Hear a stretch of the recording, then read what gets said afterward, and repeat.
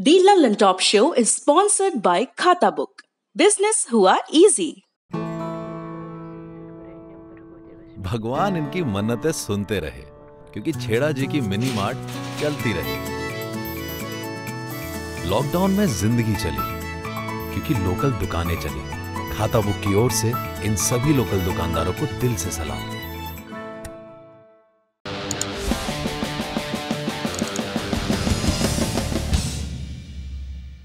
पिछले 24 घंटों के भीतर कोरोना संक्रमण के 53,601 नए मामले सामने आए और 871 लोगों की मौत हुई। 47,746 लोग ठीक भी हुए। इन सबको मिलाकर देश में कुल मामले हो गए 22,68,675, कुल मौतें 45,257, ठीक हुए 15,83,489। एक अपडेट और है, प्रधानमंत्री नरेंद्र मोदी ने आज कोरोना संक्रमण पर वीडियो कॉन्फ्रेंसिंग के जरिए एक बैठक की जिसमें यूपी, तमिलनाडु, वेस्ट बंगाल, पंजाब, तेलंगाना समेत कई मुख्यमंत्री शामिल हुए। कोविड-19 के सिलसिले में राज्यों के मुख्यमंत्रियों के साथ ये प्रधानमंत्री की 7वीं बैठक है। आज इसमें रक्षा मंत्री राजनाथ सिंह भी शामिल हुए। इस दौरान राज्यों ने मांग रखी कि state disaster relief fund SDRF से पैसा खर्च करने की सीमा को बढ़ाया जाए ताकि कोरोना संक्रमण से निपटने के काम में तेजी लाई जा सके। फिलहाल राज्य कोरोना संक्रमण के लिए SDRF से 35% राशि खर्च कर सकते हैं। तमिलनाडु के मुख्यमंत्री पलानीस्वामी ने कहा कि उनका सूबा SDRF की पूरी राशि इस्तेमाल कर चुका है और उन्हें केंद्रीय सहायता की जरूरत है।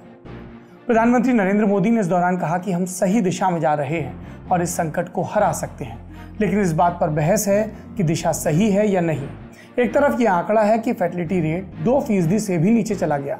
माने अगर 1000 लोगों में संक्रमण की पुष्टि हो रही है तो 20 से कम लोगों की मृत्यु हो रही है। इस आंकड़े पर सरकार के समर्थकों का जोर है।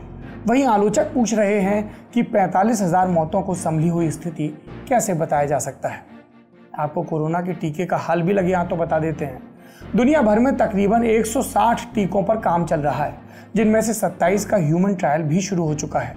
ऑक्सफोर्ड के टीके को लेकर पूरी दुनिया में उत्सुकता है। उधर रूस ने दुनिया का पहला टीका लॉन्च करने की तैयारी भी कर ली है। रूस की गामालेया नेशनल रिसर्च सेंटर और रूस के रक्षा मंत्रालय की साझेदारी से बने इस टीके का पंजीकरण 12 अगस्त यानी कल के दिन हो सकता है। दूसरी सुर्खी उत्तर प्रदेश में कानून व्यवस्था की बहस को और आगे ले जाने वाली है।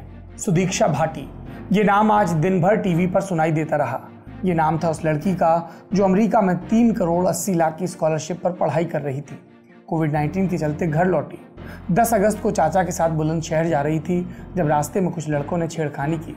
बाइक का बैलेंस बिगड़ा और हादसा हो गया। मौके पर ही सुदीक्षा की मौत हो गई। इससे पहले सुदीक्षा ने 2018 में खबरें बनाई थी जब वो 12वीं में बुलंदशहर जिले की टॉपर रही। सुदीक्षा के पिता ढाबा चलाकर गुजारा करते थे, लेकिन सुदीक्षा ने मेहनत की, स्कॉलरशिप मिली और सपना सच करने चली गई अमेरिका। सुदीक्षा की मौत पर यूपी के कई नेताओं ने सख्त कार्रवाई की मांग की है। तीसरी सुर्खी जम्मू कश्मीर से। वहां 4G इंटरनेट का रास्ता आखिर साफ होता दिख रहा है। केंद्र सरकार ने सुप्रीम कोर्ट को बताया कि जम्मू और कश्मीर के एक जिले में 15 अगस्त के बाद ट्रायल बेसिस पर 4G इंटरनेट सेवाएं शुरू की जाएंगी। ये छूट अंतर्राष्ट्रीय सीमा या नियंत्रण रेखा से सटे इलाकों में नहीं होगी और वहीं दी जाएगी जहां आतंकवादी गतिविधियों का जोर कम है। 2 महीने बाद सरकार स्थिति की समीक्षा करेगी। जम्मू कश्मीर में 1 साल से हाई स्पीड इंटरनेट बंद है। अटॉर्नी जनरल के वेणुगोपाल ने सुप्रीम कोर्ट से कहा कि इंटरनेट पर लगी रोक से कोरोना रोकथाम, शिक्षा या व्यापार पर कोई असर नहीं पड़ा। फिलहाल मोबाइल पर हाई स्पीड इंटरनेट शुरू करने के हिसाब से हालात ठीक नहीं है। कश्मीर की बात हो रही तो शाह फैजल का जिक्र भी कर लिया जाए। शाह फैजल ने 2009 में सिविल सर्विसेज की परीक्षा टॉप की थी, तब सुर्खी बनी। फिर जनवरी 2019 में नौकरी से इस्तीफा दिया, तब सुर्खी बनी। और ताज़ा सुर्खी बनी क्योंकि उन्होंने जम्मू कश्मीर पीपल्स मूवमेंट के अध्यक्ष पद से इस्तीफा दे दिया। ये पार्टी शाह फैजल ने खुद बनाई थी। उन्होंने अपने पुराने ट्वीट भी डिलीट कर दिए। इसलिए अटकलें लग रही हैं कि 1 साल से नज़रबंद शाह फैजल वापस IAS की तरफ लौट सकते हैं क्योंकि उनका इस्तीफा अब तक मंजूर नहीं किया गया। चौथी सुर्खी है पाकिस्तान से। पाकिस्तान के विदेश मंत्री शाह महमूद कुरैशी ने सऊदी अरब की आलोचना की। कहा कि सऊदी के चलते ऑर्गेनाइजेशन ऑफ इस्लामिक कोऑपरेशन यानी OIC कश्मीर के मुद्दे पर पाकिस्तान के साथ खड़ा नहीं हुआ। इसके बाद सऊदी अरब ने पाकिस्तान को पुराना कर्ज याद दिलाया। सऊदी ने 2018 में पाकिस्तान को $3.2 बिलियन दिए थे, माने 3 अरब 20 करोड़ डॉलर।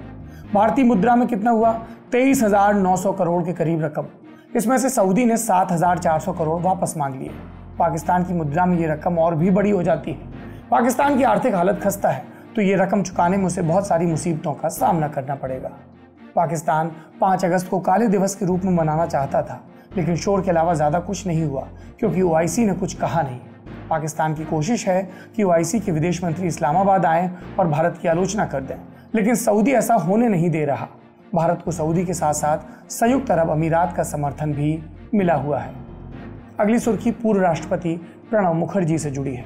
10 अगस्त को उन्होंने बताया कि वो कोरोना संक्रमित हैं, लेकिन उन्हें एक दूसरी समस्या के लिए सेना के रिसर्च एंड रेफरल अस्पताल में भर्ती कराया गया।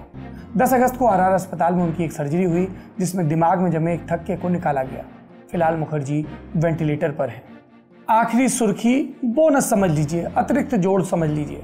इस मामले में सबकी दिलचस्पी है, इसलिए बिहार में दर्ज एफआईआर को मुंबई में ट्रांसफर करने से संबंधित रिया चक्रवर्ती की याचिका पर आज सुप्रीम कोर्ट में सुनवाई हुई। समाचार लिखे जाने तक जिरह चल रही थी, दोनों तरफ से तर्क आ रहे थे। बिहार पुलिस के वकील का कहना है कि उन्होंने ऐसा कुछ नहीं किया जो कानून सम्मत ना हो। वहीं दूसरे पक्ष ने बिहार चुनाव के चलते इस मामले को तूल दिए जाने की बात की।